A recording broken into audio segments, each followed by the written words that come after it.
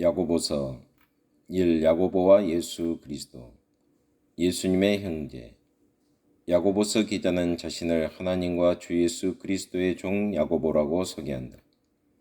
그가 더 이상 구체적인 설명을 하지 않는 것은 독자들이 그 종이 무엇을 의미하는지를 즉시 알 수 있다고 생각했기 때문이다.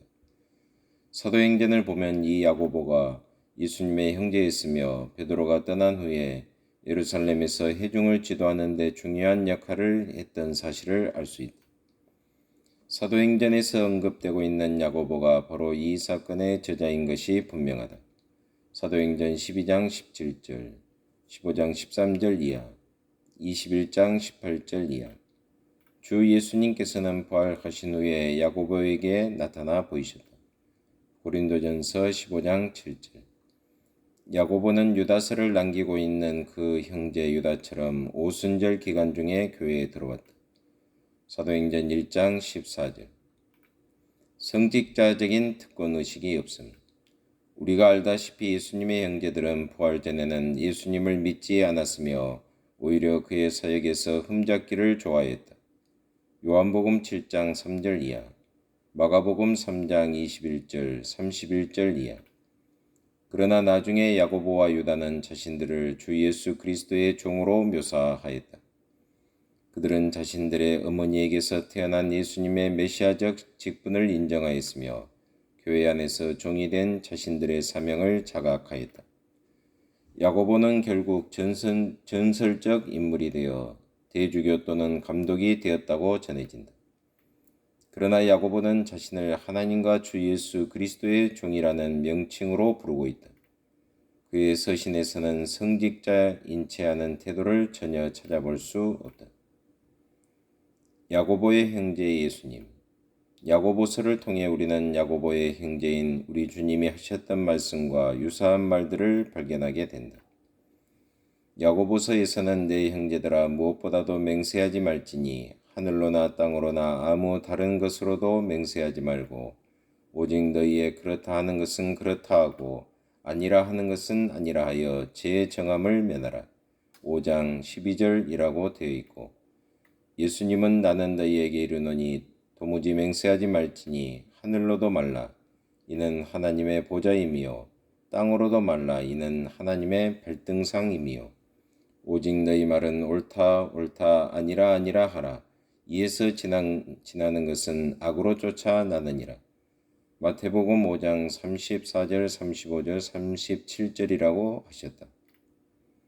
또 다른 여러 예들이 언급될 수 있다. 산상설교의 예루살렘의 멸망에 대한 예수님의 설교는 야고보서에서도 나타나고 있다. 다음이 인용된 야고보서의 구절들과 마태와 누가복음서에 기록된 예수님의 말씀을 비교하라. 1장 4절, 마태복음 5장 48절, 1장 3, 4절, 누가복음 21장 19절, 1장 22절, 누가복음 6장 47절, 2장 13절, 마태복음 5장 7절, 6장 14절 15절, 2장 14절 이하, 마태복음 7장 21절 이하, 25장 35절 이하, 3장 18절, 마태복음 5장 9절, 4장 4절, 마태복음 6장 24절, 4장 10절, 누가복음 14장 11절, 5장 7, 8절, 11절, 마태복음 24장 3절, 13절. 신약의 잠언. 야고보는 종종 산상보훈의 기독교를 전파한다는 비난을 받아왔다. 말하자면 예수님을 단지 하나의 윤리적인 교훈을 말하는 선생으로밖에 여기지 않았다는 것이다. 바울과는 달리 야고보는 그리스도이신 예수님에 대하여 별로 말하지 않는다. 그러나 우리가 명심해야 할 것은 야고보의 의도는 구원의 교리에 대한 상세한 논리적 해설을 주는 것이 아니었다는 사실이다. 야고보의 서신은 구약의 잠언에 비교될 수도 있다. 잠언에도 많은 예언들이 포함되어 있지는 않다. 그럼에도 불구하고 잠언이 말하는 것은 인간적인 윤리에 대한 교훈이 아니라 여호와의 백성들을 올바로 인도하기 위한 하나의 해설이요 율법에 대한 주석이다. 여호와의 언약이 야고보 사도가 말하는 지혜의 배경이 되고 있다. 야고보가 비록 그리스도 안에 있는 우리의 구원에 관하여서는 광범위하게 말하고 있지는 않지만 매일의 생활에 있어서 필요한 실천적인 지혜와 잠언의 형식을 통하여 지극히 높으신 자의 말씀을 해석할 때에 그는 이미 그 구원을 전제하고 있는 것이다. 예수 그리스도께서는 이미 우리의 지혜가 되시지 않았던가. 고린도전서 1장 30절. 마치 구약의 잠언이 메시아적 소망을 상세히 다루고 있지 않듯이 야고보는 예수 그리스도에 관한 증거를 다루고 있지는 않다. 그럼에도 불구하고 야고보는 교회의 신앙 고백을 전제하고 있으며 그가 예수님을 단순한 도덕적 선생으로 생각하지 않는다는 사실을 분명히 보여주는 구절들을 말하고 있다. 2. 흩어진 유대인 그리스도인들에게 보내는 편지. 잠언의 형식을 통한 목회 사역. 야고보는 자신을 흩어져 있는 12지파 1장 1절에게 소개하고 있다. 이러한 사실을 통하여 그는 신약의 교회와 구약의 언약 백성들 사이를 합법적으로 연결시키고 있다.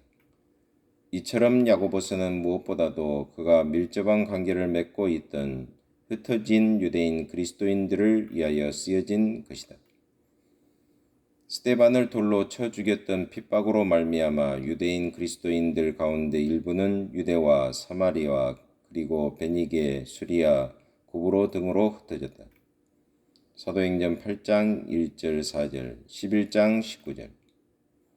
야고보는 흩어진 유대 그리스도인들을 천국의 기본적인 법에 연계시키면서 잠언의 형식을 통한 유대적 방법으로 목회적인 도움을 주기 위하여 자신을 소개하고 있다.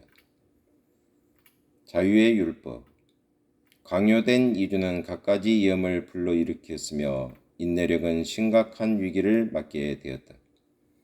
그러나 야고보는 모든 어려운 상황 속에서도 자유를 주시는 왕의 율법, 즉 하나님의 말씀에 순종할 것을 요구하고 있다. 그는 부자의 교만과 마찬가지로 혀의 죄를 경계하고 있다. 생활의 긴장과 초조로부터 발생하는 온갖 위험 가운데서 야고보는 참된 지혜 1장 5절, 3장 13절을 제시하고 있다. 적대적인 환경 속에서 그리스도에 대한 신앙을 고백하는 자들에게 믿음과 신실함은 의의 원천이 되며 인내할 수 있는 힘을 준다. 예루살렘에 다가오는 위험. 우리는 야고보가 자신의 서신 가운데서 그 시대를 말세 5장 3절, 참조 사도행전 2장 17절로 말하고 있는 사실에 유의해야 한다.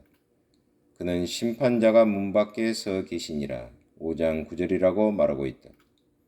이 말씀은 너희도 이 모든 일을 보거든 인자가 가까이 곧 문 앞에 이른 줄 알라.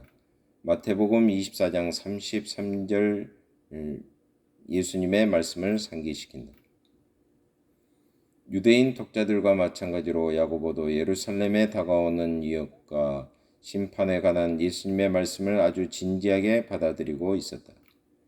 당시의 그리스도인들은 메시아이신 예수님을 배척했던 유대인들이 아무 탈 없이 지내고 계속해서 예수 그리스도의 존귀하신 이름을 해방하고 있는 사실을 이해하기 어려웠다.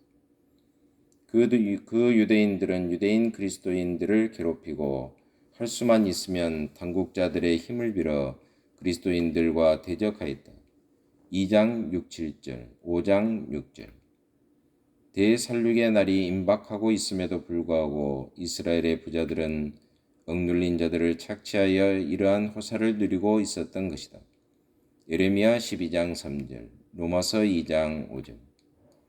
예수님의 이름을 고백하다가 쫓겨난 사람들은 주 예수님께서 참으로 자기 약속을 지키실 것인지를 생각하게 되었다. 예수님께서 과연 교만한 유대인 압제자들과 부자들과 더불어 회개할 것인가? 예수님의 변호를 기다리는 것은 참으로 커다란 인내를 요구하는 일이었다. 하나님 아버지 참으로 감사합니다.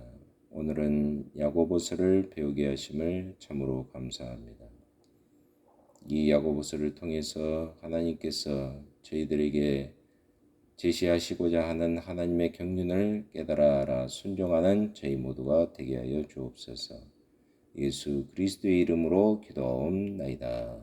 아멘.